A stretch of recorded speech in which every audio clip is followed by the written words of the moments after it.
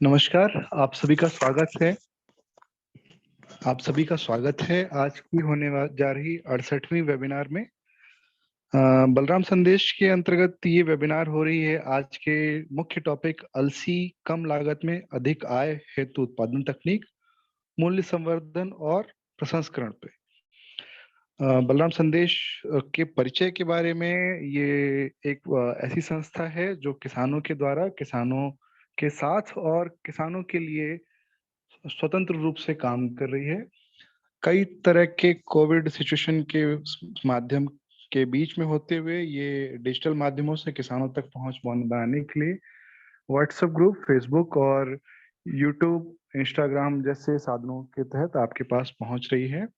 और हमसे जुड़े हुए अभी जो सदस्य यहाँ पे हैं वो जूम मीटिंग पे इस लेक्चर को जो है सुनेंगे आज के मुख्य वक्ता डॉक्टर देवेंद्र प्यासी जी से। तो आज का जो टॉपिक है वो अलसी जैसी फसल के ऊपर है। इसके परिचय के बारे में आपको सारी डिटेल जो है डॉक्टर प्यासी सर से ही मिलेगी। मैं अपने बीच में आमंत्रित करता हूँ श्री शिव कुमार सर जी को, जो आज के हमारे मुख्य वक्ता का परिचय देंगे। आदरणीय शिव कुमार सर। जी शुक्रिया शुभम जी। जैसा कि आप जानते हैं कि हमारे जो मेंटर हैं डॉक्टर देवेंद्र प्यासी जी वरिष्ठ वैज्ञानिक हैं जवाहरलाल नेहरू कृषि विश्वविद्यालय में। और सर जो है जिला रीवा के निवासी हैं। बीएससी जो किया है सर ने बीएससी कृषि महात्मा गांधी चित्रकूट विश्वविद्यालय सतना से, और एमएससी एजी पीएचडी पीबीजी इंदिरा गांधी कृषि विश्वविद्यालय रायपुर से। जहाँ तक सर ने वर्ष 2007 से 2010 तक बारबाले फाउंडेशन हैदराबाद में वैज्ञानिक के रूप में अंतर्राष्ट्रीय चावल अनुसंधान संस्थान फिलीपींस मनीला के सूखे से प्रभावित क्षेत्रों के लिए उन्नत किस्मों का विकास किया है। और 2010 से 2013 तक सहायक बीज प्रमाणीकरण अधिकारी के रूप में इंदौर में बीज प्रमाणीकरण संस्था के लिए काम किया है। सर ने फरवरी 2013 में वैज्ञानिक के रूप में जवाहरलाल नेहरू कृषि विश्वविद्यालय के अंतर्गत क्षेत्रीय कृषि अनुसंधान केंद्र सागर में पदस्थ हैं। अगर अलसी की बात करें तो डॉक्टर साहब का नाम सर्वोपरि है, और अलसी पर जितना काम डॉक्टर साहब ने किया है शायद कोई दूसरा वैज्ञानिक ना कर पाया हो अब तक। तो जो अपना अब तक का जो ज्ञान है और जो भी अलसी पे काम किया है, आज डॉक्टर साहब जो है जो वैल्यू एडिशन है कि अलसी को हम वैल्यू एडिशन कैसे कर सकते हैं, और उसकी जो मार्केटिंग है उसके किस तरह के हम बाई प्रोडक्ट बना सकते हैं, और प्रोडक्शन टेक्नोलॉजी क्या है, इन सब चीज पर गहन अध्ययन के बाद में आज बहुत सारा ज्ञान हम सर से अर्जित करने वाले हैं। और मैं उम्मीद करता हूं कि आप सब लोग सर को ध्यान से सुनेंगे और इसको अमल में लाएंगे, क्योंकि ये हमारा फील्ड पर दिखना चाहिए। ये एक ऐसी फसल है जो हमारे स्वास्थ्य से जुड़ी हुई है। मैं निवेदन करता हूं, मैं माइक दोबारा डॉक्टर शुभम जी को सौंपता हूं कि वो आगे की प्रक्रिया शुरू करें। सर धन्यवाद। बहुत देर ना करते हुए मैं अपने बीच में आमंत्रित करता हूँ doctor Devendra Pyasi sir, regional agriculture research centre Sagar, Jabalpur, JNKV से संबंधित। स्वागत है सर।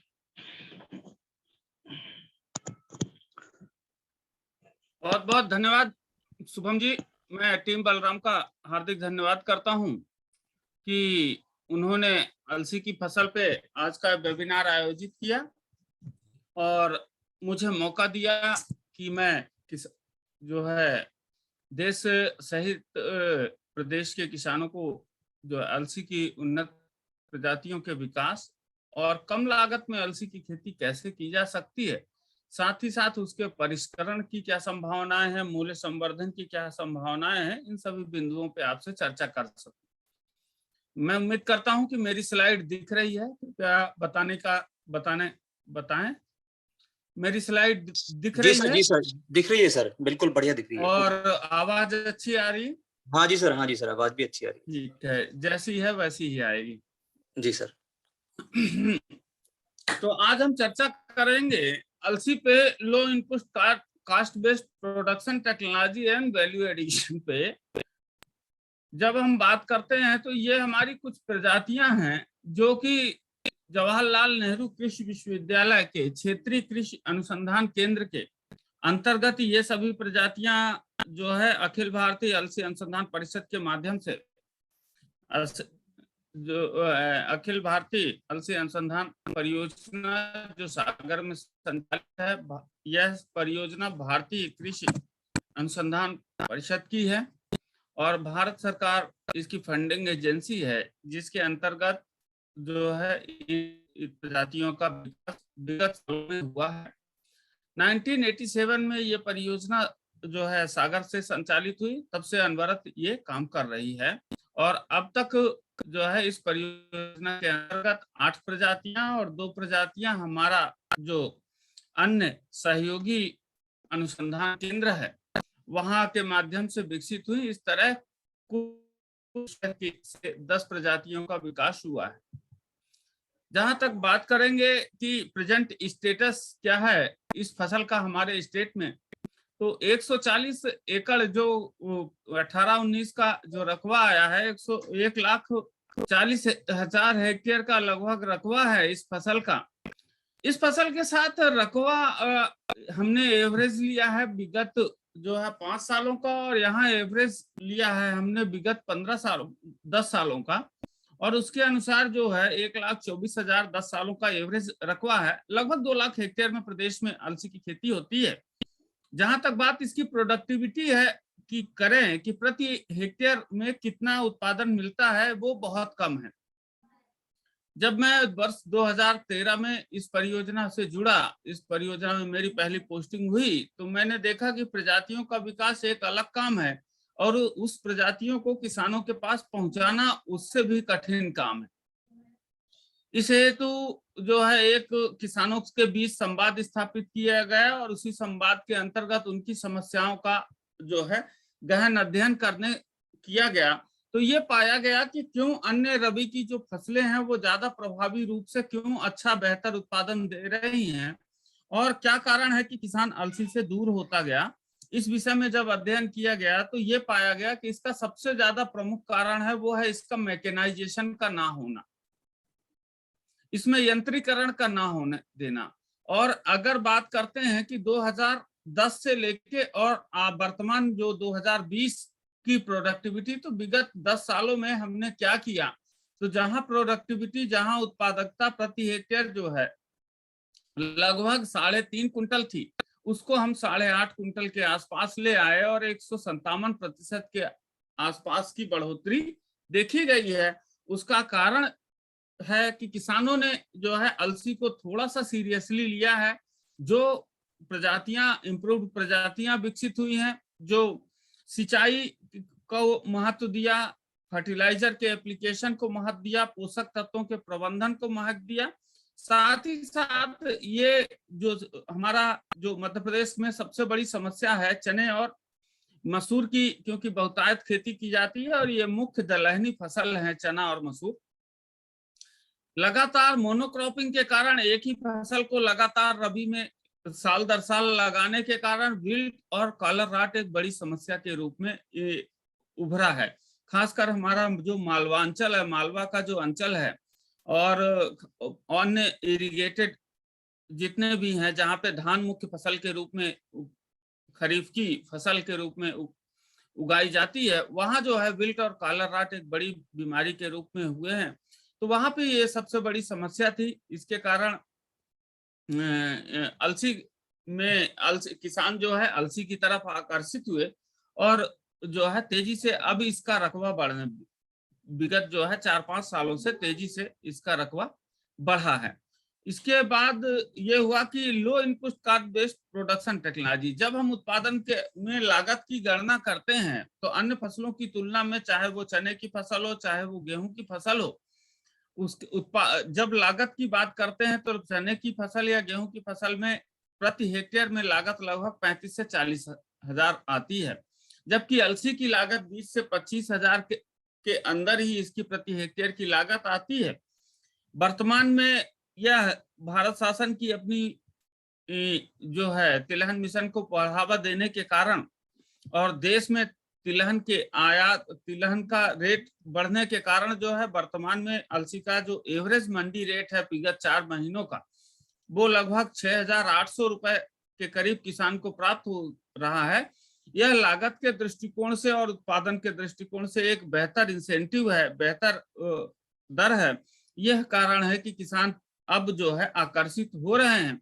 लेकिन इसके भी अन्य और कारण भी हैं कि इसमें जो है एक तो मिनिमम सपोर्ट प्राइस का ना होना, जो समर्थन मूल्य है भारत सरकार का वो इस फसल में लागू नहीं है, क्योंकि बड़े बुजुर्ग या हमारे से पहले जो भारत शासन के अपने नियम कानून थे उसके अंतर्गत जो लिखा गया इन फसलों के लिए कि यह अखाद्य तेल है, अलसी का तेल सीधे उपयोग में नहीं लाया जाता, अखाद्य तेल की श्रेणी में आता है।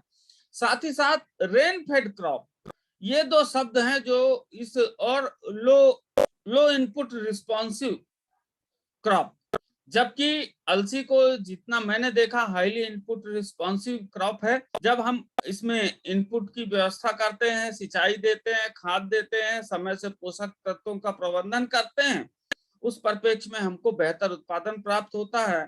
तो ये जो विसंगतियां थी विगत सालों की और उसको अलसी ने भुगता है और वर्तमान में अलसी का और सभी खाद्य तिलहनी फसलों का बहुत ही अच्छा स्वर्णिम भविष्य दिखाई दे रहा है।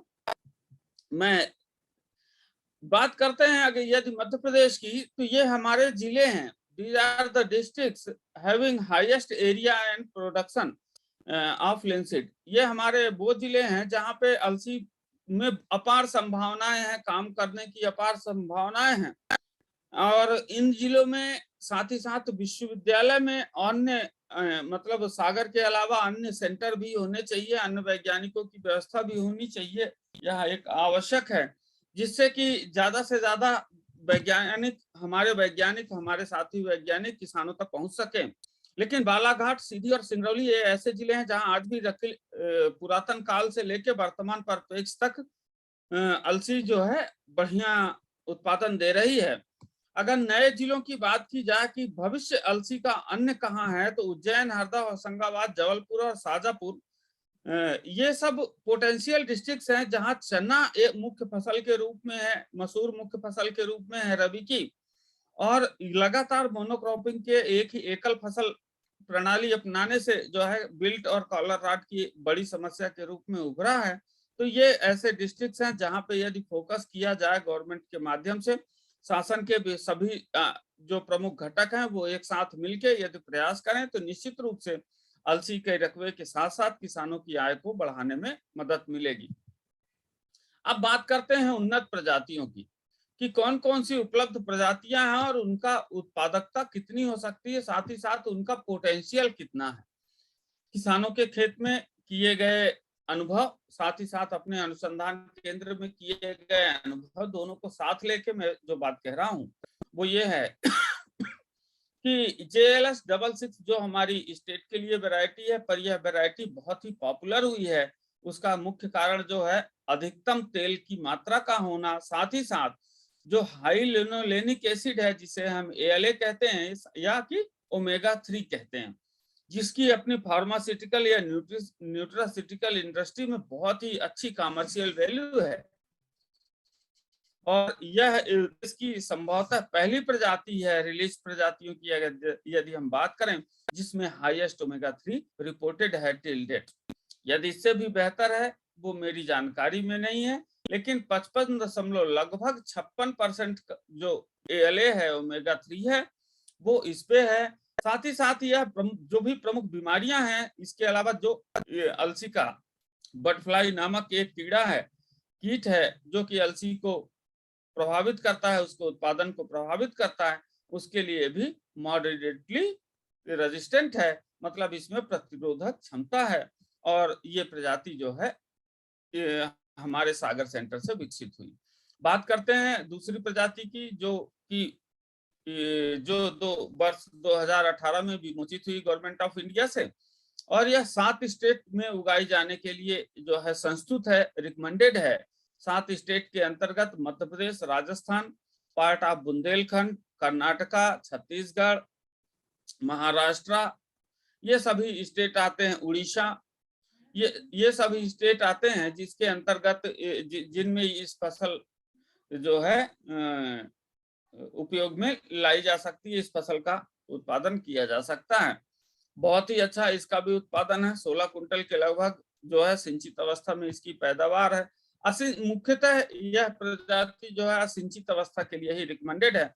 इसमें भी जो है 52% के करीब, 52% के करीब जो है अल्फा लिनोलेनिक एसिड है, जिसका कारण है कि इसकी अपनी फार्मास्यूटिकल और न्यूट्रास्यूटिकल इंडस्ट्री में अच्छी इसका मूल्य मिल सकता है। बात करते हैं तीसरी प्रजाति की, JLS 73 है, हमारी सर्वाधिक पॉपुलर प्रजातियों में से एक है। इसका जो है पोटेंशियल एसेस करना ही अपने आप में बहुत मुश्किल है। जितना इसमें समय और श्रम देते जाएं उतना ही जो है इसमें उत्पादन आता है। यह लगभग सभी फोटोग्राफ जो है फार्मर फील्ड के हैं, और फार्मर थे हमारे जो है दिनेश महेश्वरी जी, जो होशंगाबाद जिले के बनखेड़ी ब्लॉक के ग्राम ईसापुर के निवासी हैं। उनके फील्ड का वर्ष 2018-19 में बड़े पैमाने पे अलसी लगाई गई थी, लगभग 150 एकड़ में। राष्ट्रीय खाद्य सुरक्षा मिशन के अंतर्गत सीड हब परियोजना अलसी में क्षेत्रीय कृषि अनुसंधान के सहयोग से ये लगाई गई, और किसान के बेहतर प्रयासों से, मैं ये नहीं कहूंगा कि उसमें मेरा कोई प्रयास था, जो किया किसान ने किया, और वर्तमान में भी किसान बहुत अच्छा अलसी में काम कर रहे हैं हमारे दिनेश महेश्वरी जी। तो निरंतर यह प्रजाति भी अपने आप में बहुत ही सफल प्रजाति थी, और जिसका उत्पादन जो है बहुत अच्छा प्राप्त हुआ है। अगली प्रजाति की बात करें, यह जो है ज्वाइंट एडवेंचर है, एक तरह से दो विश्वविद्यालयों का जो है सम्मिश्रण से जो है सहयोग से, आपसी सामंजस्य से यह प्रजाति जो है अस्तित्व में आई है। इसे LSL लातूर सागर लिंसिट का नाम दिया गया है, और JLS के लिए भी इसका जो है नाम नियोजित है। सबसे कम अवधि की अगर कंट्री की वैरायटी कहें तो ये है। ऐसे क्षेत्रों में इसका बहुत ही अच्छा पोटेंशियल हो सकता है, जैसे महाराष्ट्र रीजन है, विदर्भ रीजन है महाराष्ट्र का। साथ ही साथ धान के बाद जो ऐसे क्षेत्र हैं जहाँ पे वर्षा आधारित खेती नहीं होती है, और केवल धान के में जो पानी है, जो रेसिडुअल पानी है, जो सिंचित अवस्था की धान है, और उसके बाद किसान के पास यदि पानी की व्यवस्था नहीं है, तो वो धान में जो उपलब्ध नमी है धान के खेत की, उसका उपयोग करके वो यदि अलसी की बुवाई करता है, तो भी उसे जो है 100 दिन में पकने वाली यह प्रजाति अच्छा उत्पादन देने में सक्षम है, और साथ ही साथ इसमें 50% का AL है। अब बात करते हैं, अभी हाल ही में जो है विगत माह में यह प्रपोजल जो है state variety release proposal submit हुआ है मध्य प्रदेश स्टेट के लिए। हालांकि यह प्रजाति जो है क्वालिफाई की नेशनल लेवल पे, लेकिन जो है डिसीज के डेटा के कारण जो है यह नेशनल लेवल पे विमोचित नहीं हो सकी, और हम स्टेट में इसका प्रपोजल हमने सबमिट किया है, और शीघ्र ही यह प्रजाति जो है अस्तित्व में आ जाएगी। यदि इस प्रजाति दूसरी एक और प्रजाति है JLS 121, यह प्रजाति भी अपने तेल की मात्रा के कारण जो है बहुत ही उम्दा किस्म है, साथ ही साथ अच्छा उत्पादन देने में सक्षम है। इसमें सहफसली खेती में, मिक्स क्रॉपिंग में, सब में ये बहुत अच्छा काम कर सकती है। इसके अलावा अन्य विकल्प भी हमारे पास, हमारे पड़ोसी राज्य में हमारे साथी वैज्ञानिक के द्वारा जो है कोटा बरानी अलसी 4, अभी वर्तमान में मध्य प्रदेश के कृषि विभाग द्वारा यह प्रजाति जो है लगभग सभी डिस्ट्रिक्ट में इसका बीज उपलब्ध कराया गया है। बहुत ही उम्दा प्रजाति है, सीधी बढ़ती है, स्प्रेडिंग हैबिट ना होने के कारण यह प्रजाति जो है सहफसली खेती के लिए, गन्ने के साथ भी सहफसली खेती हो सकती है, और अन्य फसलों के साथ भी इसकी सहफसली खेती के लिए सर्वाधिक उपयुक्त है। इसके बाद यदि पोटेंशियल की बात करें हम, यदि अधिकतम उत्पादन की बात करें तो सामने जो प्रजाति है प्रताप अलसी 2, बहुत ही शानदार किस्म है प्रताप अलसी 2। जितनी प्रशंसा की जाए, मैं उन वैज्ञानिक महोदया का धन्यवाद करता हूं जिनके माध्यम से यह प्रजाति अस्तित्व आई, जिनके हाथों का कमाल था।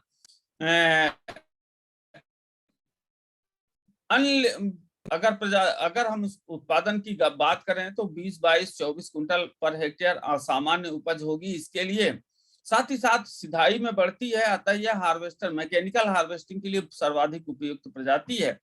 विगत वर्षों का अनुभव रहा कि हमारे किसानों ने हमारे प्रदेश में बड़े पैमाने पे इसको लगाया और मैकेनिकल हार्वेस्टिंग के अपने रिमार्केबल इसके अचीवमेंट हैं। तो प्रताप अलसी 2 बहुत ही अच्छी प्रजाति सिद्ध हुई है। यदि बात करें कि कैसे अलसी लगाएं, कैसे बोएं, कब जोतें, क्या इसकी जो है पैकेज एंड प्रैक्टिसेस हो जिससे किसान को अधिकतम उत्पादन हो, तो इस बात का ध्यान रखना चाहिए कि हम ऐसी जमीन पे बोएं जिसका जो पीएच जो है 6 से 7 के बीच में हो। साथ ही साथ जो है sandy loam to deep soil मिट्टी बहुत महत्वपूर्ण नहीं है। जर्मिनेशन के समय का तापमान बहुत महत्वपूर्ण है, 15 से 20 सेंटीमीटर यदि रहे तो बहुत अच्छा है। वेजिटेटिव अवस्था में भी 15 से 20 सेंटीमीटर, और सीड डेवलपमेंट में यदि तापमान थोड़ा सा बढ़ता है तो उसके बहुत अच्छे परिणाम मिलते हैं। अगर हम सीड ट्रीटमेंट की बात करें तो कार्बेंडाजिम फफूंदनाशक है या 2 ग्राम प्रति किलो बीज के हिसाब से, या थायरम 3 ग्राम प्रति किलो बीज के हिसाब से जो है इसका सीड ट्रीटमेंट किया जाना उचित है। सीड इनोकुलेशन की बात करते हैं तो पीएसबी और एस्टोबैक्टर जो है 25 ग्राम प्रति किलो बीज के हिसाब से बहुत अच्छा माना गया है। यदि हम बात करते हैं सहफसली खेती की तो चने के साथ इसकी लिनसीड प्लस चिकपी 2:4 के रेशियो में या 3:1 के रेशियो में, या अलसी के साथ जो है मसूर की खेती अच्छी मानी गई है 4:2 में। अगर हम बात करते हैं कि कब बुआई करें, किसान अक्सर कंफ्यूज होते हैं कि बुआई कब करनी चाहिए, या ये बहुत पहले करते हैं या बहुत बाद में करते हैं। सारी फसलों की बुआई करने के बाद फिर जो रकबा बचता है उस पर अलसी बो देते हैं। मिड जो फर्स्ट फोर्टनाइट ऑफ अक्टूबर है वो अच्छा है। हालांकि जो अनुसंधान के आंकड़े हैं वो नवंबर फर्स्ट वीक को तरफ जोन 3 मध्य प्रदेश के लिए इस जोन में जो है नवंबर फर्स्ट वीक को बेहतर माना गया है। तो इस बात को यह फर्स्ट फोर्टनाइट जो है रेनफेड के लिए बहुत सर्वाधिक उपयोगी है, पर सिंचित अवस्था में अलसी की खेती जो है सेकेंड फोर्टनाइट या एंड ऑफ अक्टूबर से लेकर किया जाना बेहतर होगा। जब भी बुआई की बात करते हैं तो डबल पेटी सीड ड्रिल के माध्यम से बुआई की जाए। इस बात का ध्यान रखा जाए कि बीज और खाद दोनों अलग अलग हों और अलग अलग गहराई पे पड़े। खाद हमेशा नीचे जाएगी और बीज हमेशा ऊपर जाएगा। इस बात का किसान भाई ध्यान रखें और उसी अनुसार साथ ही साथ बोने के बाद इस बीजों का ढका जाना बहुत जरूरी है। अगर स्पेसिंग की बात करें कि एक कतार से दूसरी कतार के बीच में जो है कितनी दूरी रखने की आवश्यकता है, मोबाइल इधर लाइए, कितनी दूरी रखने की आवश्यकता है तो वो जो है 30 सेंटीमीटर होनी चाहिए, और 5 सेंटीमीटर का जो है रो टू रो वो प्लांट टू प्लांट स्पेसिंग होना चाहिए। यदि करना क्या है, कैसे करें, फलेवा दे के बोएं या कि dry sowing followed by come up irrigation रखें। बेहतर अगर बड़े पैमाने पे अलसी की खेती की जानी है तो ड्राई सोइंग सबसे बेहतर है जो अब तक देखी गई है। जो किसान जिनके पास ऑर्गेनिक फार्मिंग करना चाहते हैं या कि वो रेनफेड पे उनके पास नमी के लिए जो है पलेवा देने के लिए पानी है और वो वीडीसाइड का इस्तेमाल नहीं करना चाहते, वो खरपतवार नाशक दवाई का इस्तेमाल नहीं करना चाहते, वो लोग पलेवा दे के अलसी की बुआई करें। लैंड प्रिपरेशन के लिए जुताई की 1 या 2 जुताई के बाद जो है 2 हैरो कर देना बहुत अच्छा है। कितने गहराई पे बीज जाना चाहिए, 2 से 3 सेंटीमीटर पे। और क्रॉप रोटेशन क्या है, सोयाबीन के बाद लिनसीड ले सकते हैं, मूंग उड़द के बाद लिनसीड ले सकते हैं। मूंग उड़द लिनसीड के बाद हम समर में सिसम ले सकते हैं या मूंग ले सकते हैं। इंटर कल्चर ऑपरेशन कैसे किए जाने चाहिए, तो 1 hand hoeing followed by hand weeding. ये बहुत अच्छा रिसर्च के अनुसार जो आया है वो कि एक अगर हम हैंड होइंग, हम कुल्फा है अपना डोरा है कुल्फा है या कि साइकिल चला देते हैं और इसके बाद हैंड बेडिंग करा देते हैं तो वो बहुत अच्छा इफेक्टिव माना गया। अगर फर्टिलाइजर की बात करते हैं तो रेनफेड में जो है 40-20-0-20 और 5 का जो है NPK sulphur and zinc KG per hectare recommended जो है फर्टिलाइजर है। और सिंचित अवस्था में 80-40-20-20 80-40-20-20-10 इस तरीके से जो है NPK सल्फर एंड जिंक की रिकमेंडेशन है।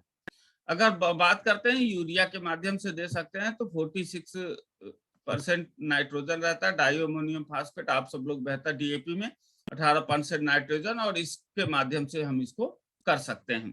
बीट मैनेजमेंट की अगर हम बात करें तो हैंड बेडिंग अगर हैंड होइंग हो जाए बहुत अच्छी बात है 30 दिन के अंदर, नहीं तो क्लोडिनाफाप जो गेहूं का खरपतवार नाशी है, क्लोडिनाफाप @ 60 ग्राम AI per hectare plus मेटसल्फ्यूरान methyl, ये वेस्टा के नाम से भी आता है, रेडीमिक्स के नाम से आता है। इसका उपयोग यदि करते हैं 400 ग्राम पर हेक्टेयर तो बहुत अच्छे इसके परिणाम हैं।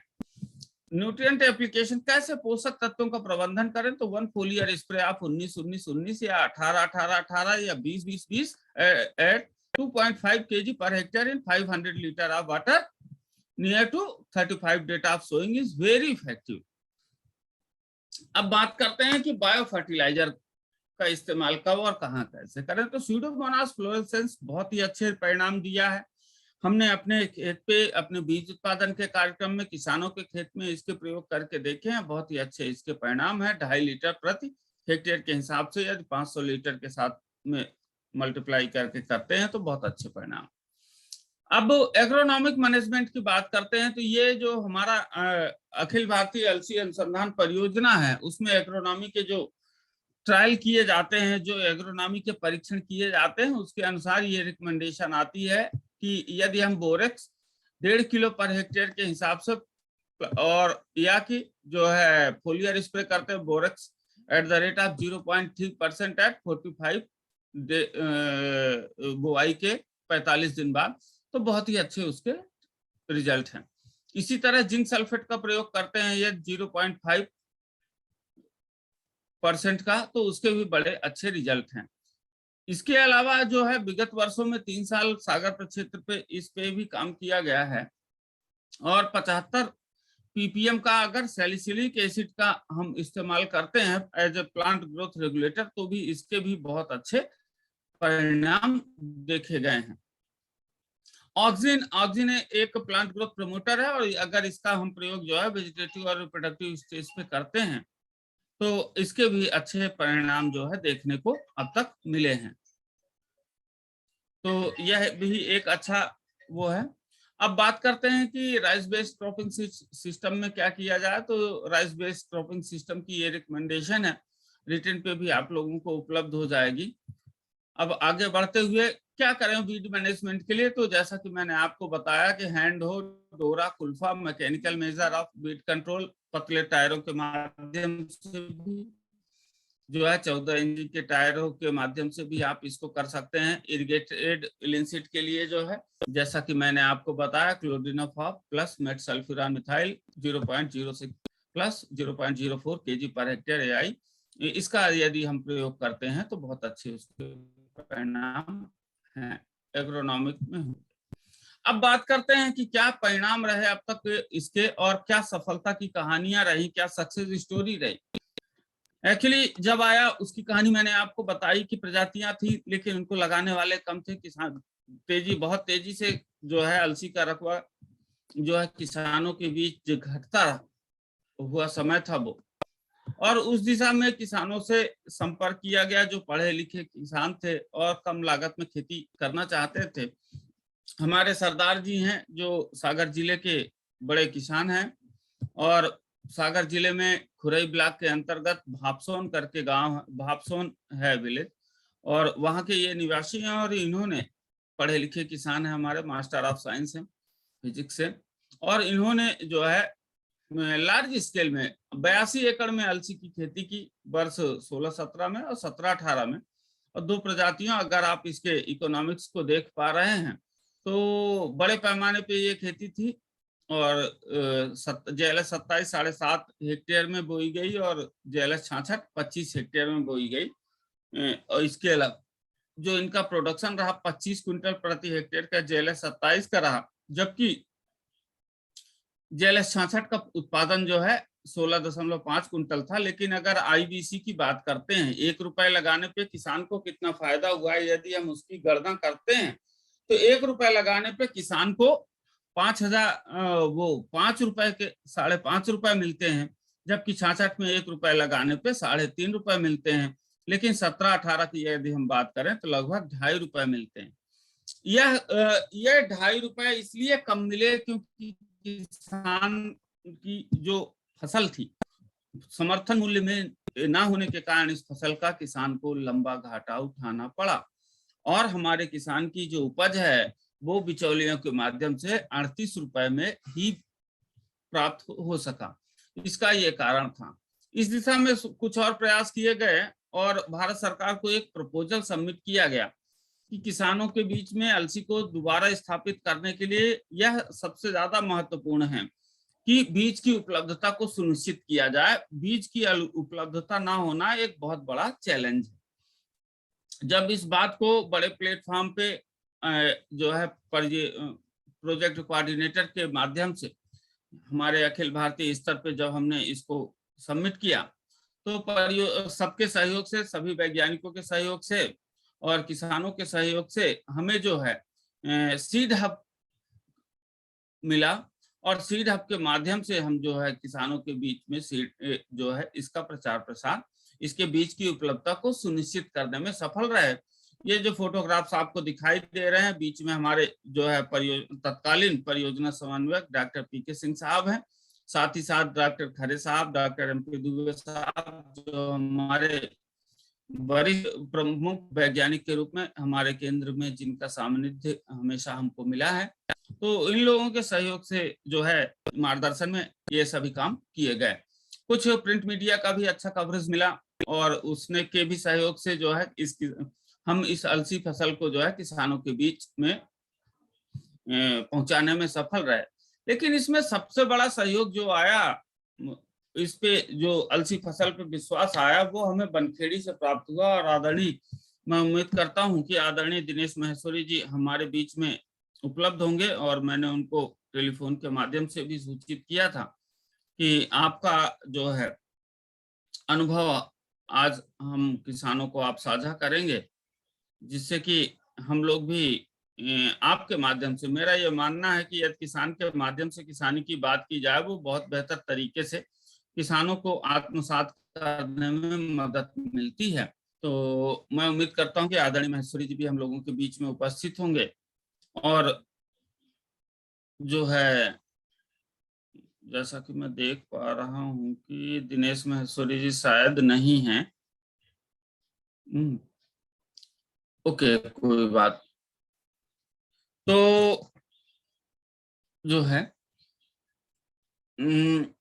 यह आप देखेंगे कि 5 वैरायटियों को, हमारा उद्देश्य ये था कि पोटेंशियल यील्ड इन प्रजातियों की क्या हो सकती है उसकी गणना की जाए कि इन प्रजातियों की जो अधिकतम उपज कितनी प्राप्त हो सकती है, इस बात को हम लोग जो है पहचाने। और इस दिशा में प्रयास किए गए। हमारी जो अपनी केंद्र की विकसित प्रजातियां थी उनको लेके हम गए और हमने जो है किसान के खेत पे इसको बड़े पैमाने पे लगाया। लगभग 40 हेक्टेयर से ज्यादा रकबे में लगाया, और इससे potential best under best agronomic management, that means की spacing, sowing, seed rate, irrigation, weed management, nutrient management and mechanization, complete package and practices जो है आदरणीय दिनेश महेश्वरी जी के द्वारा किया गया। इसमें मेरा योगदान सिर्फ टेक्निकल मार्गदर्शन था, अगर कुछ है, बाकी मुझसे कहीं ज्यादा जो है, जितनी मेरी उम्र है उससे ज्यादा उनका खेती का अनुभव है, तो उनको बताने के लायक मैं स्वयं को नहीं हूं मैं, हाँ उनसे मैंने बहुत कुछ सीखा और अलसी की खेती कैसे की जाए बहुत सारा ज्ञान उन्होंने हमको दिया और आज भी हम सतत रूप से उनका मार्गदर्शन हमें मिलता रहता है। और हमारे परियोजना समन्वयक पुनः पधारे और उन्होंने भी अपने अनुभव साझा किए और भविष्य के लिए इस अलसी की फसल को और बड़े पैमाने पे कैसे इसकी खेती की जा सके, ज्यादा से ज्यादा किसानों को कैसे आकर्षित किया जा सके इस फसल से, कि बेहतर कम लागत में हमारे किसान बेहतर उत्पादन कैसे प्राप्त किए। और तब तक हमारे पास सीड हब की परियोजना जो है भारत शासन से मिल चुकी थी राष्ट्रीय खाद्य सुरक्षा मिशन के अंतर्गत। तो वर्ष 2018-19 में बड़े पैमाने पे लगभग 150 एकड़ में आदरणीय दिनेश महेश्वरी जी ने अपने घर के अन्य किसानों के साथ में इस फसल को का बीज उत्पादन के कार्यक्रम का बीड़ा उठाया। हमने उनसे सहयोग मांगा तो उन्होंने सहर्ष इसकी स्वीकृति दी कि डॉक्टर साहब किसानों के लिए बेहतर क्वालिटी का बीज हम आपको बना के उपलब्ध कराएंगे। और अगर आप इसको देखेंगे कि मध्य प्रदेश राज्य बीज प्रमाणीकरण संस्था इसकी सहयोगी संस्था थी, जिसके जो सर्टिफाइंग एजेंसी थी, और उस उनके साथियों का साथ ही साथ उप संचालक कृषि, हमारे सहयोगी सहायक बीज प्रमाणीकरण अधिकारी, सभी लोगों का सहयोग से ये जो है 150 एकड़ में अलसी की खेती बीज उत्पादन कार्यक्रम जो है सफल हुआ। और अगर आप देखते हैं तो केवल अगर प्रोक्योरमेंट का पैसा हम जोड़ें जो हमने उस समय तत्कालीन अवस्था में दिया था, जब स्टेट गवर्नमेंट का प्रोक्योरमेंट रेट मात्र 4100 था और उस समय किसान को जो है प्रोक्योरमेंट के रूप में 4510 रुपीज दिया गया। और इसके अलावा जो है डिपार्टमेंट ऑफ एग्रीकल्चर के माध्यम से किसान को जो है 1875 रुपए पर क्विंटल की सब्सिडी भी दिलवाई गई। साथ ही साथ 7900 जो ब्रीडर सीड का पर क्विंटल का दाम था वो भी डिपार्टमेंट ऑफ एग्रीकल्चर के माध्यम से प्राप्त हुआ।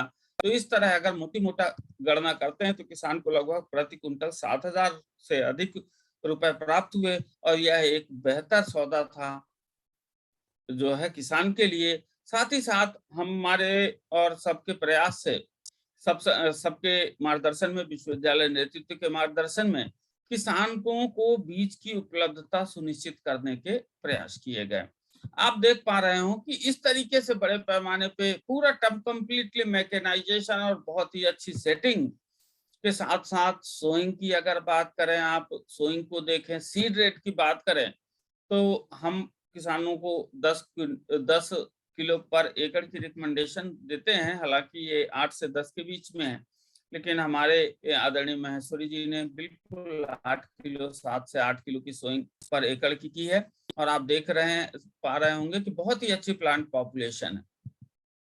आप इसका जो है बड़े पैमाने पे अगर देखेंगे तो कंप्लीटली मैकेनाइजेशन है, पूरी तरह से मैकेनाइज्ड फार्म था और साथ ही साथ इंटर कल्चर ऑपरेशन जो है टोटल मैकेनाइज्ड किए गए। साथ ही साथ अगर आप देख पा रहे हो तो 1919 का है, इमिडाक्लोपिड है, एंट्रोकॉल एज ए फंजीसाइड, इस तरीके से, और एमिनोज, इस तरीके से जो है इन्होंने जो है न्यूट्रिएंट को मैनेजमेंट किया, साथ ही साथ जो है बायोटिक स्ट्रेसेस को मैनेजमेंट किया और टोटल हार्वेस्टिंग जो है कंबाइन हार्वेस्टर के माध्यम से जो है की गई। हमारे ऑनरेबल बोर्ड मेंबर साहब, साथ ही साथ हमारे तत्कालीन डायरेक्टर फार्म, हमारे प्रमुख वैज्ञानिक महोदय डॉक्टर आर के सराफ जो हमारे प्रभारी भी थे, सब लोगों को पास बात पहुंची कि इतने बड़े पैमाने पे है, तो सब लोगों ने जो है उस फील्ड को देखने की इच्छा जाहिर की और प्रसन्नता व्यक्त की। मैं सबका आभार प्रकट करता हूं इस आज के इस जो है प्रेजेंटेशन के माध्यम से कि सबके सहयोग से हम किसानों के बीच में इस फसल को पुनर्स्थापित करने में जो है मदद मिली हमें। और इस तरीके से अब बात करते हैं राकेश दुबे जी, करतास विलेज है इनका, और ये विगत 3-4 सालों से जो है ऑर्गेनिक लिनसीड की खेती कर रहे हैं। साथ ही साथ ये अलसी को एज ए होल और ऑयल के माध्यम से जो है किसानों के बीच उपलब्ध करा रहे हैं। टेलीफोनिक बातचीत के आधार पे एक कैलकुलेशन किया गया और इसके आधार पे ये देखा गया कि अगर हम ऑर्गेनिक में लिनसीड को उगाते हैं तो निश्चित और खली और तेल को हम यदि माध्यम से बिक्री करते हैं तो निश्चित रूप से हमें किसान को बहुत अच्छी पैदावार प्राप्त होती है। दूसरी अगर हम बात करते हैं कि ये है हमारे पिछले वर्ष का जो है 2021 का जो है हमारे सागर फार्म का फोटोग्राफ्स हैं। इसमें जो है टोटल रेनफेड फार्मिंग जैसी फार्मिंग की गई, एक सिंचाई का पानी हम उपलब्ध करा सके, साथ ही साथ एक स्यूडोमोनास का स्प्रे के बाद ये अगर आप फसल को देखें तो यह कमाल जो इसकी वेजिटेटिव ग्रोथ का है वो कमाल केवल कुल्फा के कारण है। इसमें साइकिल चलाई गई और साइकिल के माध्यम से जो है इसका मैनेजमेंट किया गया और इसकी पूरी हार्वेस्टिंग रीपर से की गई है। अगर आप देख पा रहे हो तो रीपर के माध्यम से इसकी हार्वेस्टिंग की गई। यह हमारा कुछ अपना रिसर्च का बात है कि हम जो है बड़े पैमाने पे इसके काम कर रहे हैं। अगर आप फील्ड वी को देख पा रहे हो तो 3000 से ज्यादा तरह की अलसी के जर्म प्लांट्स पे हम वर्तमान में काम कर रहे हैं और शायद यह संभवतः एक जो है राष्ट्रीय पर लेवल का अनुसंधान केंद्र जो है आज के वर्तमान परिस्थितियों में विश्वविद्यालय ने स्थापित किया है और जिसके माध्यम से हम किसानों की प्रदेश सहित देश के अन्य भागों के किसानों की सेवा जो है उन्नत प्रजातियों के माध्यम से कर पा रहे हैं। अगर आप देखें तो इसमें रेनफेड और इरिगेटेड में क्लियर कट कंपैरिजन आपको साफ साफ दिखाई देते हैं। जो ऊपर का ब्लॉक है वो रेनफेड का है जिसमें केवल जो है पलेवा के बाद जो है बुवाई कर दी गई और उसमें कोई पानी नहीं दिया गया, लेकिन उसके जो नीचे है ऊपर के पूरा 3000 प्रजातियों को रेनफेड में भी लगाया गया और सिंचित अवस्था में भी जो है 2 पानी के साथ में लगाया गया। और आप देख पा रहे हो कि एक और उनकी आंकड़ों की गणना जो है की गई। यह जो है डीबीटी परियोजना जो भारत सरकार की डिपार्टमेंट ऑफ बायोटेक्नोलॉजी की एक परियोजना हमें प्राप्त हुई है और हमारे संचालक अनुसंधान सेवाएं के मार्गदर्शन पे हम लोगों ने इस काम को जो है संपादित किया और वर्तमान में भी यही आज से बोनी हमारी शुरू हुई है। तो वर्तमान में भी हम इस तरह से 3000 तरह के जर्म प्लांट्स के 2 सेट पे काम करेंगे और सभी किसान इस तरीके से कुछ वेरिएशन है अलसी के जर्म प्लांट्स में जो कि केवल आपको दिखाने के मात्र के उद्देश्य से कि हम इस तरीके से काम कर पा रहे हैं। ये हमारी कुछ ऐसी प्रजातियां हैं जो भविष्य में प्रजाति के रूप में किसानों को उपलब्ध होंगी। साथ ही साथ ये जंगली प्रजातियां हैं जिनका उपयोग करके वर्तमान में नई प्रजातियों के विकास का प्रयास किया जा रहा है। तो इस तरीके से ये पूरी एक्टिविटीज हैं इनको साझा करने का। अब बात करते हैं कि जैविक में अलसी की यदि हम बात करें तो कहाँ स्टैंड होते हैं और हमारी जो उन्नत प्रजातियां हैं आप अगर देख पा रहे हो कि सभी का मैच्योरिटी ड्यूरेशन लगभग 120 दिन या उससे कम। ये सभी प्रजातियां हैं जो जैविक में खेती के लिए सर्वाधिक उपयुक्त हैं केवल अपनी ड्यूरेशन के कारण कि कम मैनेजमेंट में बेहतर उत्पादन बात कर सकें। साथ ही साथ अगर बात हम न्यूट्रिशन की करते हैं, फार्मास्यूटिकल की करते हैं, इंडस्ट्रियल करते हैं तो आप देख पा रहे हो कि ओलिक एसिड और लिनोलेनिक एसिड जिससे हम ओमेगा 3 कहते हैं, गलती से वो 9 लिखा हुआ है बाय मिस्टेक, ओमेगा 3 कहते हैं, तो उसमें हाईएस्ट ओमेगा 3 हमारी प्रजातियों में पाया गया है और भविष्य की यह फार्मास्यूटिकल और इंडस्ट्रियल इंपॉर्टेंस की सभी प्रजातियां हैं। यदि हम इन 3 प्रजातियों का कंपैरेटिव करते हैं और इसका स्पेसिफिकेशन से कंपेयर करते हैं तो ये तीनों ही प्रजातियां आप देख पा रहे हो कि ओमेगा 3 के लिए जो है सर्वाधिक उपयुक्त है जिनका कोई इंडस्ट्री में उपयोग किया जा सकता है। ये इनकी एनालिसिस रिपोर्ट है। साथ ही साथ जो है क्या स्ट्रेटेजी होना चाहिए इसमें, कोऑर्डिनेशन, किसी भी काम को किए जाने में coordination between interdepartmental and interdisciplinary coordination होना बहुत जरूरी है।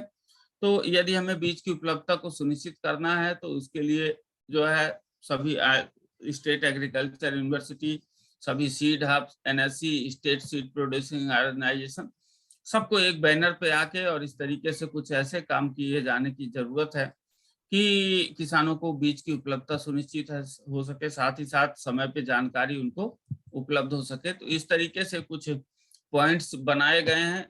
साथ ही साथ पार्टिसिपेटरी फार्मर पार्टिसिपेटरी प्लांट से प्रोडक्शन को प्रमोट किए जाने की आवश्यकता है, वैल्यू एडिशन को भी प्रमोट किए जाने की आवश्यकता है।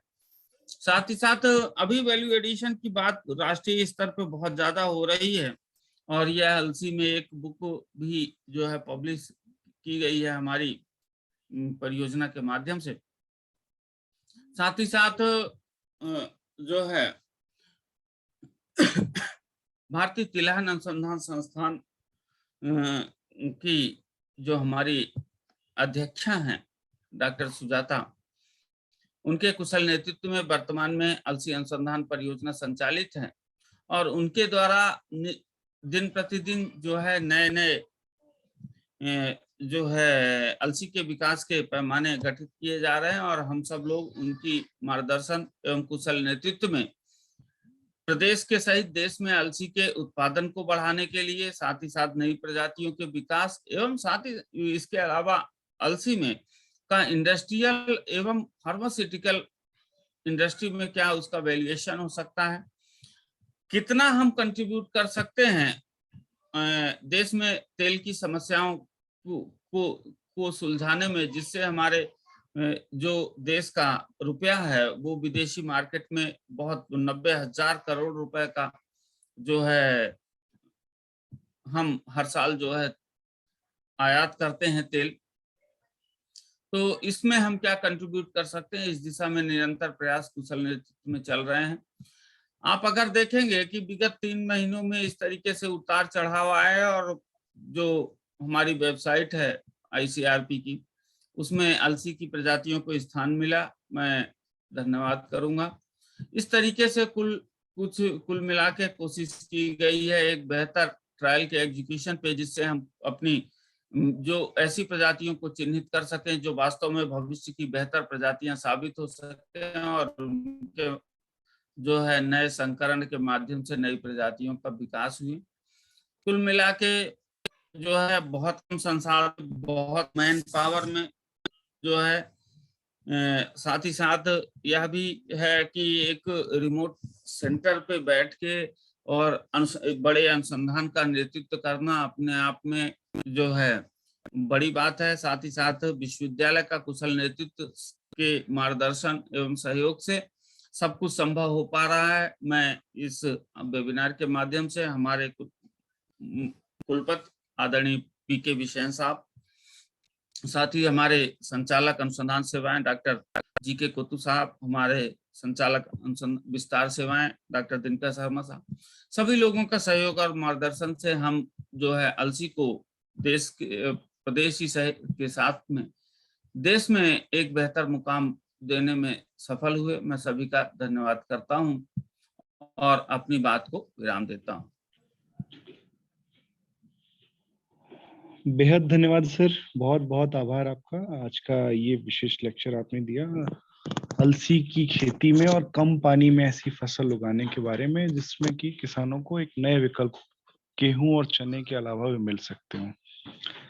तो आज के इस लेक्चर की अगली कड़ी में हम शामिल हो रहे हैं अपने सवाल और जवाब के दौर में आगे, जिसमें आप सभी जो हैं अपने सवाल पूछ सकते हैं इस वेबिनार में अपने मुख्य वक्ता से। और जो भी ये सवाल पूछना चाहें, आपकी आज की फसल के संबंध में कोई भी जिज्ञासाएं हो तो आप अपना हैंड रेज कर सकते हैं या फिर आप मैसेज बॉक्स में आपके सवाल लिख सकते हैं। तो हमारे साथ में इस समय है आदरणीय प्रणव व्यास जी और शिव कुमार जी। मैं आप दोनों को आमंत्रित करता हूं एक एक करके, अगर जो भी आप सहयोग कर सकें कि मैसेज बॉक्स में से कोई भी सवाल आप लेते जाएं सर।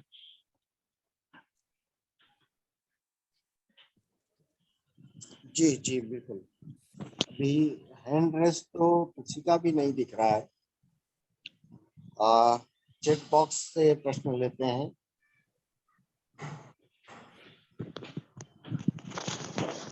जी विजयपाल सिंह जी पूछ रहे हैं, राजस्थान से हैं, सीकर से। सीकर के लिए अलसी की कौन सी वैरायटी ठीक उचित रहेंगी? मैंने अपने जैसा कि आपने देखा होगा कि मैंने अपने प्रेजेंटेशन में बताया है कि अलसी की 2 प्रमुख प्रजातियां, बहुत सारी प्रजातियां उपलब्ध हैं हमारे कोटा अनुसंधान केंद्र में। जो एग्रीकल्चर यूनिवर्सिटी कोटा है ना, वहां पर हमारे सहयोगी वैज्ञानिक हैं और वहां काफी वर्षों से जो है अखिल भारतीय अलसी अनुसंधान परियोजना जैसी सागर में संचालित है, वैसी ही वहां पे संचालित है।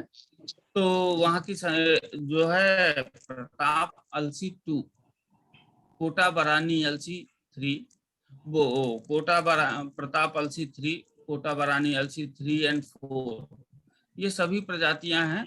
अब आप पानी की उपलब्धता के आधार पे यदि आप जो है 2 पानी के साथ खेती करना चाह रहे हैं तो प्रताप अलसी 2 निश्चित रूप से सर्वाधिक उपज देने वाली प्रजाति है मेरी नजरों में। नेक्स्ट। और इसके बीज की उपलब्धता आपको वहीं से हो सकती है। मेरा एक सवाल था सर, जैसा आपने बोला कि ये रेनफेड कंडीशन में हो सकती है, तो क्या अलसी की खेती के लिए ठंड होना भी बहुत जरूरी है या साल के किसी दूसरे मौसम में भी इसकी संभावनाएं हैं जो इसे उगाया जा सकता है? नहीं, उगने को उग जाएगी,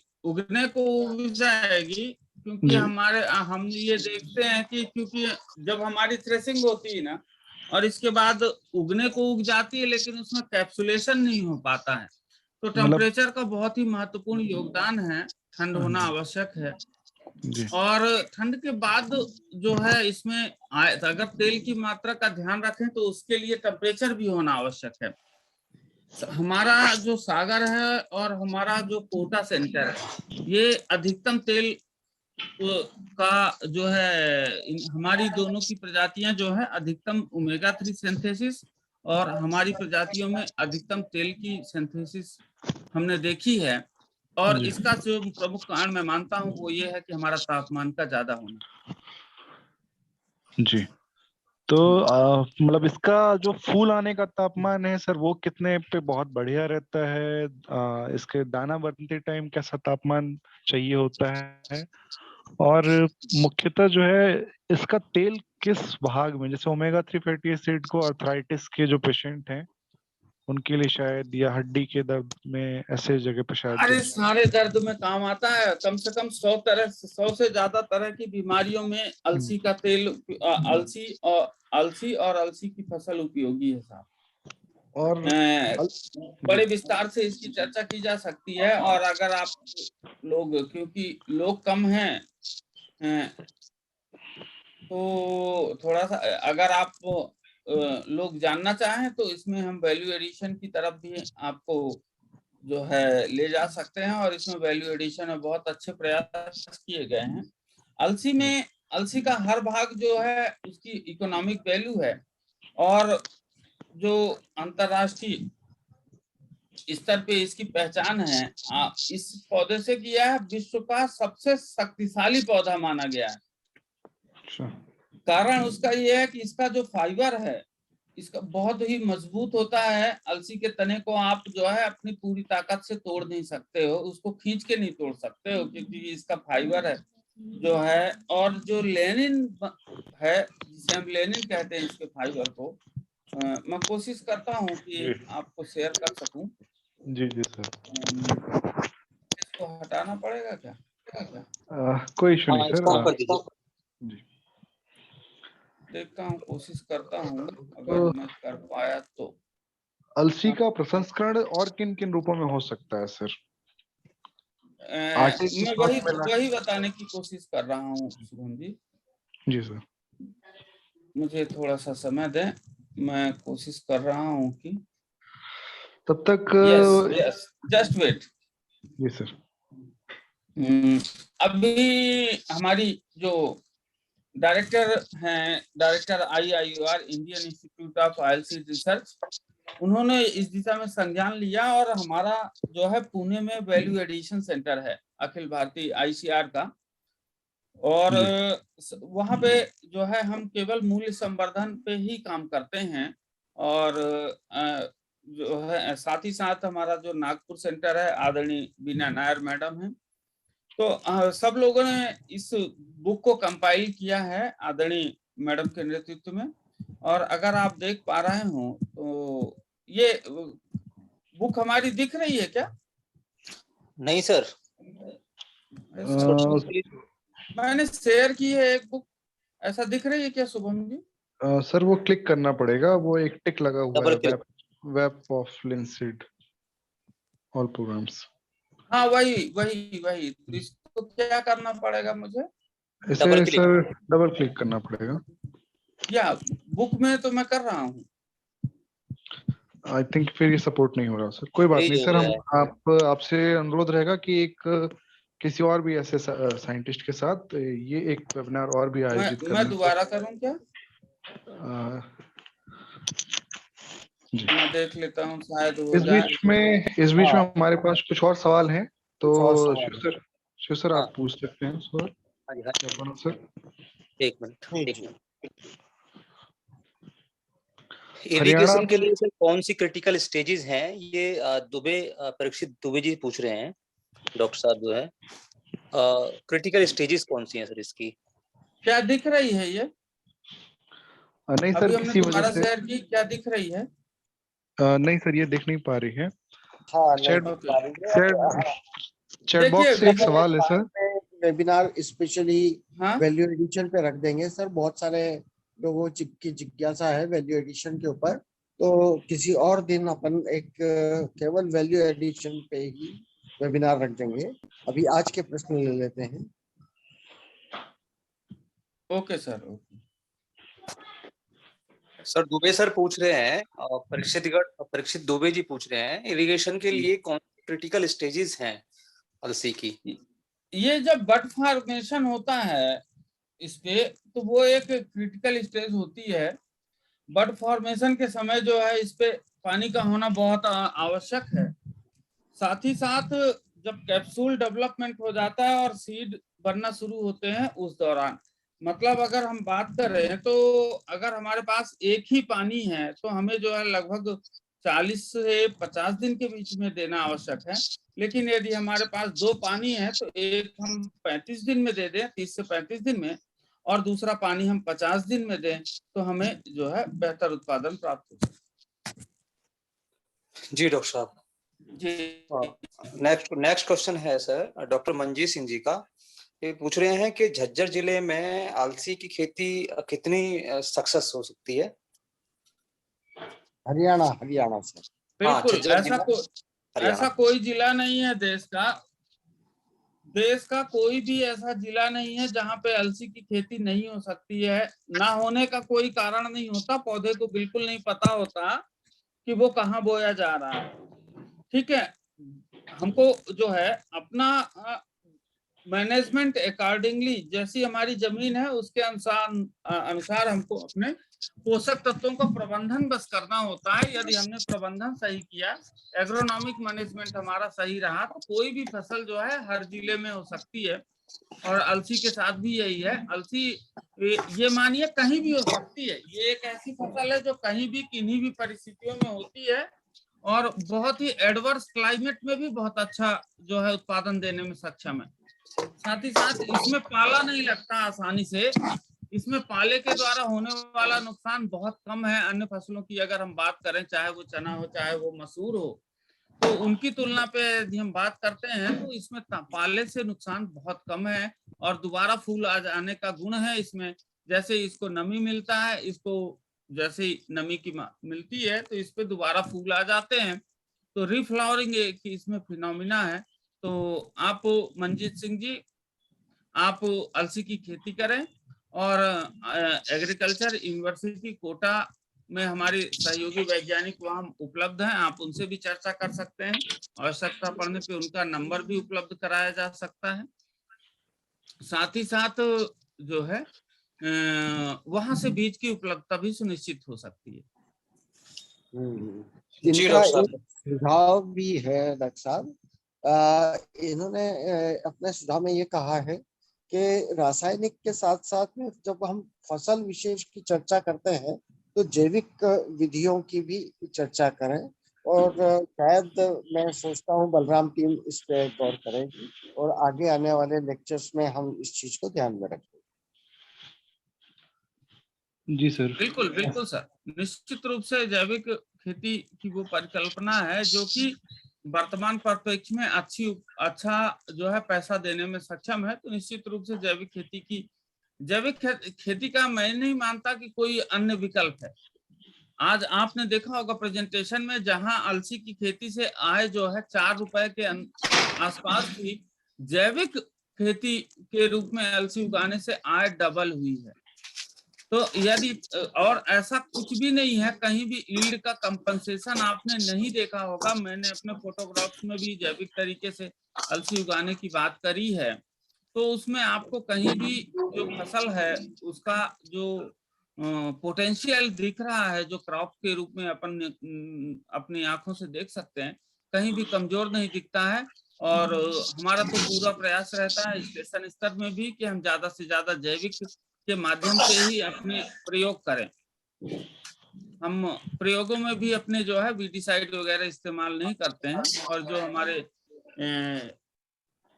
जैविक उत्पाद हैं उन पे हम ज्यादा भरोसा करते हैं। सर एक सवाल है सर, एस के मेहरा जी। हाँ जी जी बिल्कुल, आप पूछिए शुभम। थोड़ा मैं इसमें और मॉडिफाई करके पूछना चाह रहा हूँ सर। ये सवाल इन्होंने पूछा है कि अलसी का जो भूसा है वो किस काम में आएगा, लेकिन क्या सर अलसी की फसल नहीं, में मैं कोई तरह के बताता हूँ सर बोलो। अलसी की फसल हाँ? में सुअर या दूसरे गाय भैंसों इन जानवरों का अटैक भी तो ना के बराबर नहीं, होता है अगले शायद। स्टेज में हो सकता है, 30 दिन के पहले हो सकता है। एक बार अच्छा लिग्निन का फॉर्मेशन, जो फाइबर बनना शुरू हो गया ना, तो जी जैसे ही उसको खाएगा, उसका तना का पोर्शन उसने खा लिया ना, तो वो गले में अटक जाएगा जी। और दोबारा नहीं खाएगा। तो अलसी की खासियत यह है, हाँ, शुरुआत की स्टेज में 30 दिन के पहले, क्योंकि जो है फाइबर नहीं बनता उसमें, तो तब तक खा सकता है। तो इसको जो मतलब लेने, बॉर्डर रफ से हाँ, रफ कंडीशन बॉर्डर में हो ग्रो में सकती है। बहुत अच्छा काम कर सकती है। हाँ, अगर फसलों को बचाव हो तो भी आप इसे उपचार लगा सकते हैं। इसका भूसा बिल्कुल सर किस बिल्कुल काम में आ बिल्कुल बिल्कुल, गार्ड इसका क्रॉप के रूप में बहुत अच्छा काम करती है अलसी। जी सर, इसका भूसा किस किस काम में आ सकता है? इसका भूसा जो है, जब हम रेशा निकाल लेते हैं, और इसका भूसा जो है पेपर इंडस्ट्री में बहुत, जितना भी जर्मिनेशन पेपर देश में उपयोग होता है ना, साथ जी ही साथ जो प्रिंटिंग प्रेस के नोट बन रहे हैं ना, और नोट में जो मजबूती है ना वर्तमान में, वो अलसी के कारण है। अलसी का जो भूसा है वो इस्तेमाल किया जाता है, और उसमें कुछ रेशे की भी मात्रा है। लेकिन मैंने उसको पढ़ा है कि अलसी में वर्तमान में जो प्रिंटिंग प्रेस में जो नोट बन रहे हैं ना, वो जो उसमें जो है अलसी का भूसा इस्तेमाल किया जाता है। और जैसा आपके ट्रायल में देखने को मिला है सर, ये नीले और सफेद और लाल फूलों में भी है, तो इसको हॉर्टिकल्चर के लिए सजावट के तौर पे भी बहुत आसानी से कहीं पे भी उगाया जा सकता है, जो बहुत छोटी हाइट का हाँ पौधा हाँ। है। हम्म। अच्छा, धन्यवाद सर। प्रणव सर, और भी कोई सवाल है अपने बीच में? हाँ जी जी, ये एक राकेश कुमार जी हैं। राकेश कुमार कुछ पूछना चाहते हैं। आप अपने आप को अनम्यूट करिए और अपना प्रश्न रखिए। राकेश जी, आपको परमिशन दे दी गई है, आप अपना माइक अनम्यूट कर सकते हैं, है ना? राकेश कुमार जी, बाएं एक तरफ में प्रश्न आप। अभी आया हुआ है। जी जी। एक प्रश्न अभी देखा मैंने कि जिला रायसेन से हमारे किसान ने पूछा है कि रायसेन के लिए उपयुक्त प्रजाति कौन सी है। तो भगवान सिंह जी हैं, सिंगोरिया जी। भगवान सिंह जी, आपने हमारा रायसेन कृषि विज्ञान केंद्र से तत्काल आपको संपर्क करना चाहिए, और वहाँ आदरणीय दुबे जी हैं, आदरणीय दुबे जी इस कार्यक्रम में भी हैं शामिल। तो आप चाहें तो उनका नंबर हमसे प्राप्त करके, उनके पास जो है JLS 66 वैरायटी का बीज उपलब्ध है, और यदि आप उनसे अनुरोध करेंगे तो वो निश्चित रूप से आपको उपलब्ध कराएंगे। और आप जो है कोशिश करिए, इसका बहुत ही अच्छा है। और सर का मार्गदर्शन लीजिएगा। सर काफी समय से अलसी पे जो है बड़े बड़े प्रदर्शन आयोजित कर रहे हैं अपने कृषि विज्ञान केंद्र के माध्यम से। सिंगोरिया जी, सिंगोरिया जी अनम्यूट कर सकते हैं सर आप। सुशील पाटीदार जी सिंगोरिया मंदसौर से। एंटरप्राइजेस। जी सुशील जी, आपका माइक ऑन कीजिए प्लीज। हाँ जी बोलिए। नमस्ते सर। नमस्कार जी। जी सर। सर सुशील पाटीदार जी जी, हैं मंदसौर से। जी जी सुशील जी सुशील बोलिए। पाटीदार बोल रहा हूँ मंदसौर से। हाँ जी हाँ प्लीज। बोले सर। इस बार 2 एकड़ में मैं भी अलसी लगा रहा हूँ। तो मुझे पता चला है कि कृषि विज्ञान केंद्र कालूखेड़ा में उन्नत बीज उपलब्ध है। वहाँ का कोई कांटेक्ट नंबर मिल सकता है सर? आप जो है इस कार्य के बाद तुरंत फोन करना सही है। तो जो है मैं करा दूंगा। आप मुझे व्हाट्सएप कीजिएगा। आप मेरी फ्रेंड लिस्ट में हैं। आप मुझे व्हाट्सएप कीजिएगा तो वहाँ कालूखेड़ा कृषि विज्ञान केंद्र में आदरणीय सर्वेश सर हैं। तो सर्वेश जी का मैं आपको जो है सर्वेश सर का आपको नंबर उपलब्ध करा दूंगा। ठीक है सर, धन्यवाद। जी सर, अन्य किसी का भी सवाल तो हमें अभी नहीं दिख रहा है। हाँ, उम्मीद अब है जो कि है सारे प्रश्न तो हो चुके हैं। जो अब प्रश्न कर रहे हैं वो नाम से नहीं जुड़े हुए हैं। एक आईफोन कृपया से आप अपना रीनेम करें, है ना।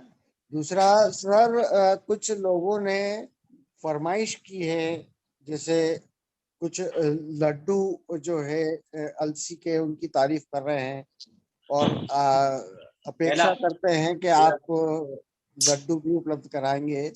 और कुछ ने जो है बर्फी की बड़ी तारीफ की है कि अलसी की बर्फी बड़ी अच्छी बनती है। सर थोड़ा सा इस पे भी प्रकाश डालेंगे?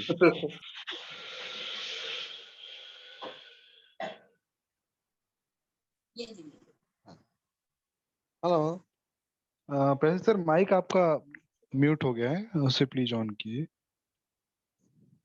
हाँ, मुझे शेयर करने की अनुमति तो मिल गई है। मैं कोशिश कर रहा हूँ। ये पीडीएफ का फॉर्मेट है,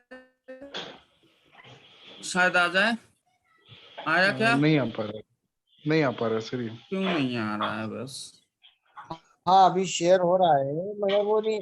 नहीं डॉक्टर प्यासी सर, आप ज्यादा उसमें परेशान ना हो, उसको अपने ओके, मैं एक काम और कर रहा हूँ। मेरे पास कुछ और प्रेजेंटेशन भी वैल्यू एडिशन पे है, मैं कोशिश करता हूँ।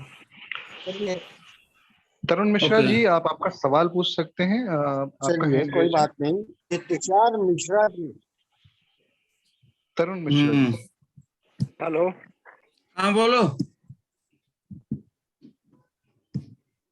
हेलो। बोलो तरुण। हाँ तरुण जी, सर अनम्यूट आवाज आ रही करिए है अपने सर? आप को। हाँ हाँ हाँ। हाँ, नमस्कार आ रही है। सर। सर रीवा के लिए मैंने लास्ट ईयर JLS 27 का यूज किया था सर। हम्म। अभी करंट में कोई नई वैरायटी चेंज करना है सर क्या? नहीं नहीं, 27 से बेहतर प्रजाति अभी उपलब्ध नहीं है। अगर आपके पास JLS 27 का बीज है ना, तो जी आप चेंज ना करें, जी। है ना। 27 का बीज ही क्या है, पुरानी प्रजाति है तो उसका बीज नहीं मिल पा रहा है। तो यदि आपके पास है ना, तो बिल्कुल चेंज ना करें आप। जी 27 का सर और लिया था पिछले साल। जी रीवा में जो है उप संचालक कृषि में मिनी किट के माध्यम से प्रताप 2 और कोटा बरानी अलसी का बीज उपलब्ध है। ये दोनों ही प्रजातियां जी अच्छी प्रजातियां हैं और अच्छा उत्पादन देने में सक्षम हैं। तो अगर आपको इनका बीज जी मिल जाए तो निश्चित रूप से आप लेके जी। इसको लगाएं, अच्छा उत्पादन मिलेगा। ठीक है सर, मैं संपर्क कर लेता हूँ वहाँ पे। दिक्कत जाए तो बताना, बागरी जी से बात कर लेंगे। जी सर, धन्यवाद सर। एक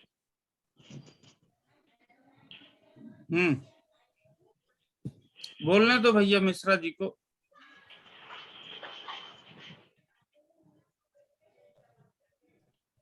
जी, मेरे ख्याल से आज का ये सवाल जवाब का दौर जो है सर, अपने सर एक हाँ जी, वैल्यू एडिशन सर एक वेबिनार हो जाए। हाँ हाँ इस पे बिल्कुल बिल्कुल, हाँ नोट कर लिया है। वैल्यू एडिशन पे सर हो जाए वेबिनार एक। ठीक है। जी, थैंक यू सर।